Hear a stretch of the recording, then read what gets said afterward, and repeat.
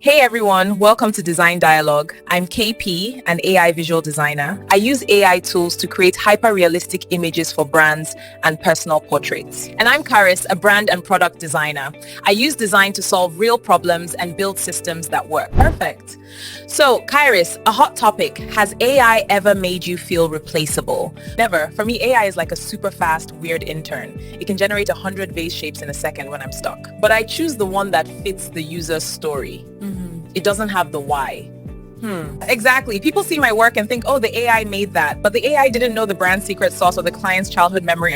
I direct it. My taste, my creative direction, that's the magic. It's a power tool, a fancy chisel. It handles the heavy lifting so we can focus on the real design work. Emotion, function, meaning. Absolutely, KHARIS. Yeah. It didn't replace our jobs. It just replaced the blank page. And I'll take that win any day. 1,000%. Yes, baby.